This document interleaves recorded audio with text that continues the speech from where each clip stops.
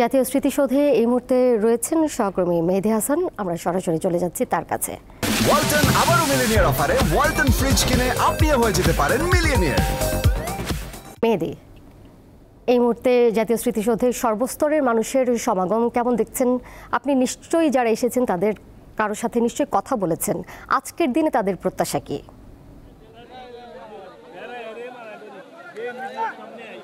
দোলা, যেমনটি বলছিলেন একটু আগে যে আজকে সকাল থেকে সূর্য উদয়ের পর থেকে এখানে কিন্তু শ্রদ্ধা নিবেদন শুরু হয় এবং প্রধান উপদেষ্টা রাষ্ট্রপতি উপদেষ্টা পরিষদের মণ্ডলের সদস্যরা শ্রদ্ধা নিবেদনের পর থেকে কিন্তু এই জায়গা সাধারণের জন্য উন্মুক্ত করে দেওয়া হয় এবং তারপর থেকে কিন্তু এখানে রাজনৈতিক দলের নেতারা এখানে এসে শ্রদ্ধা নিবেদনের জন্য এসেছে। এখানে আমরা সকাল থেকে বিএনপি, জাতীয় নাগরিক পার্টি, জাতীয় পার্টি, নাগরিক ঐক্য, বাংলাদেশ কমিউনিস্ট পার্টি, বাসদ এবং এছাড়াও আরও বিভিন্ন রাজনৈতিক সংগঠন এখানে আসলে শ্রদ্ধা নিবেদন করতে এসেছেন। এবং সাধারণ মানুষের কথা যদি বলি, তবে গত দিনগুলোর তুলনায় আমরা আজকে সাধারণ মানুষের উপস্থিতি অনেকটা কমই লক্ষ্য করতে পারছি, যেহেতু রমজান মাস চলছে এবং সামনে ঈদের ছুটিও শুরু হয়ে যাচ্ছে। তো সেক্ষেত্রে কিন্তু যে এখানে যে স্মৃতিসৌধে যে শ্রদ্ধা নিবেদনের বিষয়টি থাকে, এখানে কিন্তু আজকে আমরা অনেকটাই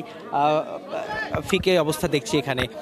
এবং এখানে রাজনৈতিক দলগুলো তারাও কিন্তু কথা বলছে এবং সাধারণ মানুষেরও বক্তব্য হচ্ছে যে এই যে 24-এ যে আন্দোলন হলো এবং 24-এ যে পট পরিবর্তন হলো, এই পট পরিবর্তনের পরে যে রাষ্ট্র সংস্কারের যে উদ্যোগ নেওয়া হচ্ছে, এই সংস্কার যেন পরিপূর্ণ হয় এবং দেশে যে অস্থিরতা এবং বিশৃঙ্খলা পরিস্থিতি বিরাজ করছে, এই পরিস্থিতি যেন দ্রুত সময়ের মধ্যে সমাধান করা যায়। এবং রাজনৈতিক দলগুলো বিভিন্ন দল আসলে বিভিন্ন রকম মতামত দিচ্ছে।